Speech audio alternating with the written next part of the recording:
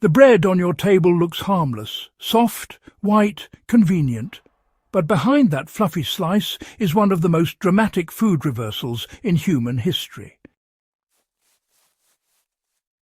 Because the grains that once raised warriors, fueled builders, and sustained entire civilizations are not the grains dominating your plate today. Ancient grains built empires. Modern wheat built shortcuts. And your body knows the difference, even if your taste buds have been trained to forget. Welcome back to Ancient Roots Uncovered. Today we're digging into a quiet revolution, one that didn't happen with swords or crowns, but with seeds.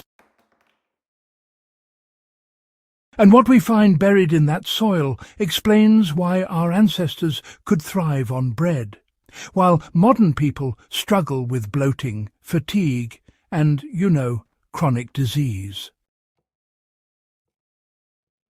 Stay with me. This one, honestly, changes how you see food forever. Long before factories, long before fertilizers, long before food labs, grain was survival. Civilizations didn't just eat it, they organized around it. Ancient grains were slow-growing, resilient, and, wildly nutritious. They weren't chosen for softness, not at all. They were chosen because they could feed cities, armies, and builders without collapsing human health. These grains were complex, really, full-bodied, dense. They carried minerals from deep soil, you see. They carried fibre that scrubbed the gut, and they carried proteins that built muscle slowly instead of, shocking blood sugar. When ancient societies stored grain, they weren't stockpiling empty calories. No, they were storing strength. Grain meant stability. Stability meant specialization. And specialization built everything else. Architecture, writing, medicine, trade. Ancient grains didn't just sit on plates, they sat at the foundation of empire. And here's the part that rarely gets said out loud. Those societies didn't have protein powders, vitamin capsules, or fortified breakfast cereals. The grain itself did the heavy lifting. Modern wheat is not ancient wheat with better marketing. It is a fundamentally altered plant. Over the last century especially, wheat was aggressively bred to grow faster, grow shorter, resist chemicals, and produce higher yields. Nutrition was not the main goal. Convenience was. Profit was. Uniformity was. In the process, the grain changed. The protein structure shifted. The mineral content thinned.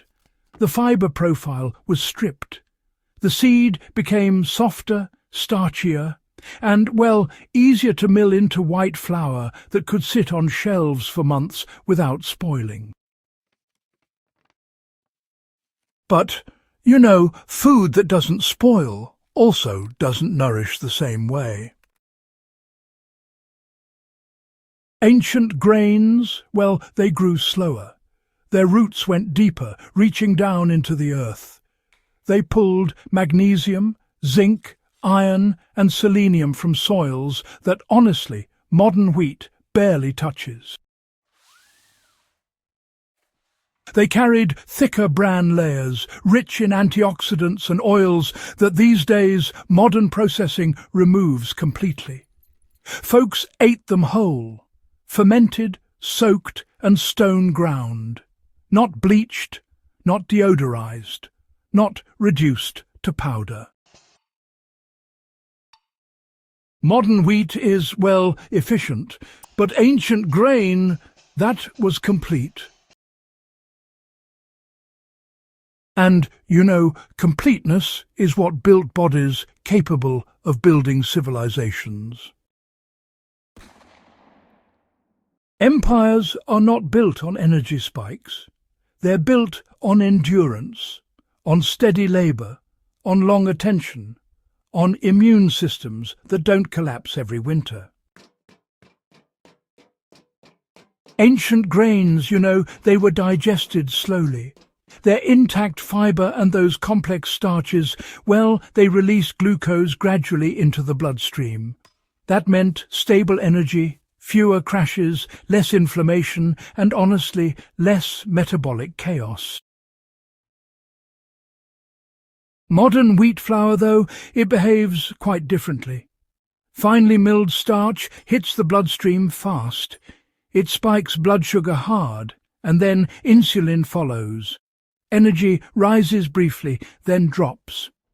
Hunger returns quickly, and cravings, well, they follow soon after. Over time, this cycle strains metabolism, stresses hormones, and, it feeds fat storage. You don't build pyramids, road networks, or libraries on glucose roller coasters. Ancient diets created metabolic consistency. Modern wheat manufactures metabolic noise. And your nervous system feels that noise every single day. Your ancestors didn't talk about the microbiome, but they lived by it. Ancient grains, they fed intestinal bacteria that regulate immunity, mood, mineral absorption, and even brain chemistry. Their fibres fermented slowly, and their resistant starches, well, they strengthened the gut lining. Their natural compounds reduced pathogenic microbes, but without sterilizing the digestive system. Modern wheat enters a digestive tract that is already inflamed, already medicated, already chemically exposed. And then it arrives stripped of the very elements that once made grain healing. The result, well, it's not universal intolerance, it's widespread fragility. When people say, bread doesn't agree with me, they're not rejecting grain. They're reacting to what grain has become, Ancient societies ate grain daily without mass bloating, autoimmune epidemics, or metabolic disease. That wasn't luck. That was biology supported by food that still behaved like food. Ancient grains were not instant. They demanded soaking, sprouting, fermenting, grinding, baking. Each step transformed them really. Soaking neutralized enzyme blockers. Fermentation pre-digested proteins. Sprouting unlocked minerals. Stone grinding preserved oils. And slow baking preserved structure. These processes weren't culinary hobbies. They were survival technologies. They made grain digestible, nourishing, and, well, deeply sustaining. Modern wheat skipped the rituals, Industry replaced biology, and, well, speed replaced transformation. When you remove time from food, you don't just save hours. You remove chemistry that evolution depends on, really. Empires had kitchens that acted like laboratories. We replaced them with factories that act like refineries, if you think about it. Ancient armies didn't march on pastries. They marched on dense, mineral-rich grain preparations that could travel, store, and, well, sustain. These foods supported bone density, wound healing, blood production, and muscle repair. Iron from whole grain supported oxygen transport. Zinc supported immunity. Magnesium supported nerve function. Natural fats supported hormone production. This wasn't nutrition theory, it was battlefield reality. When grain nourished properly, it didn't just fill stomachs. It reinforced bodies under extreme stress. Modern wheat fills space. Ancient grain filled systems. And systems are what make civilizations resilient. Soft bread feels good in the mouth, but you know, softness is often a sign of absence. Absent fibre, absent structure, absent resistance.